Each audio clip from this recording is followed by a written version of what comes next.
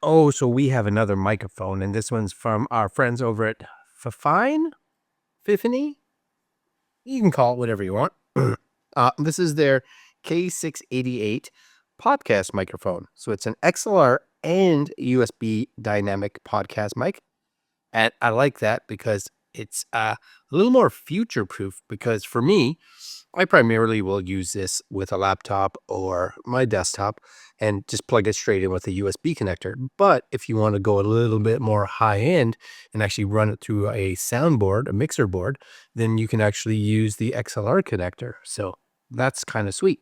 Now, these right now come in around $120-ish US. Come in 3 different colors. There's a black, there's a white, and there's a pink for those of you that are looking for some variety in your microphones. I do believe that I have the white version, but I haven't opened this box. So my guess is no matter what color you get, the box is the same. So what we're going to do is just, again, take a look at what comes in this, and we're going to plug it into the computer and give it a sound test. Now, the other thing, too, is this right now on Amazon, it's got like 200 plus reviews, like 4.5 stars. So that's pretty decent. Anyways, here's the box. As we can see here, spin it around, right? Natural vocal reproduction. Tap to mute button. Has a mic monitor on it, which is excellent. And is your package contents. And this one got a little bit of a bang. That's okay. That's okay. I blame that on the postal service. Yep, postal service. Anyways, this should open like so. And as you can see here, we're going to have our manual, which is a nice size manual. I'm not going to go through it, but you know what? You would adjust this stuff, set it up, read that if you don't know how to set a mic up in your computer. And if you are setting it or plugging it into a mixer board, that's going to be very dependent on your mixer. Anyways, I did get the white version. Isn't that snazzy? Ooh, that is nice. And they say full metal construction. I like the white. That's not, now, just realize when you order this, you're not getting any stands, right? So you're not getting a stand for it. So you want to make sure that you have like a scissor arm or a tabletop mic stand or something like that. You are going to have some adapters. So if you want to hook this into like a light stand or something like that, then you have a little adapter that comes with it.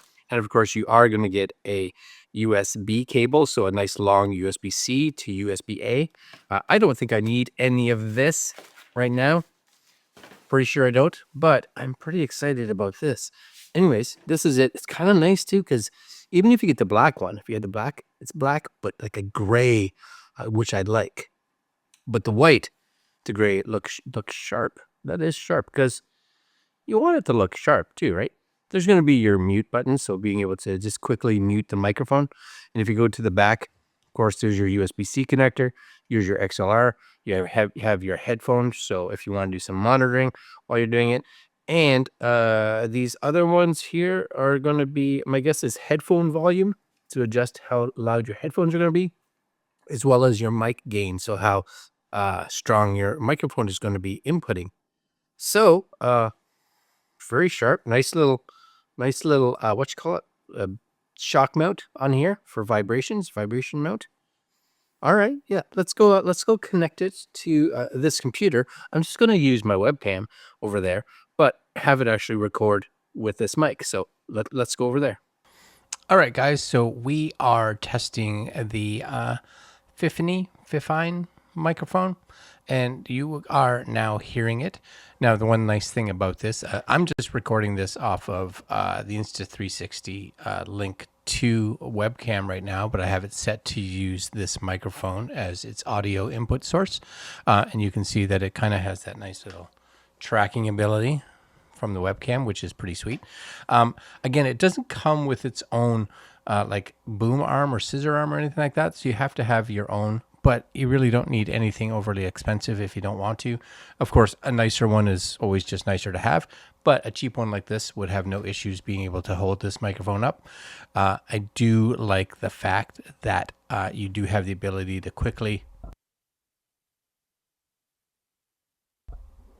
Yeah, you shouldn't have got any sound there.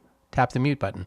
And plus you have the audio controls back here, right? So make sure that your audio is set up. You have your headphone. And this one is a nice front-facing microphone, so you really want to have it positioned right in front of where you're speaking, which is good. So you will notice if you come over to the side, you will lose some of that sound, right? So you want to be able to position this, but you can position it like I have it here.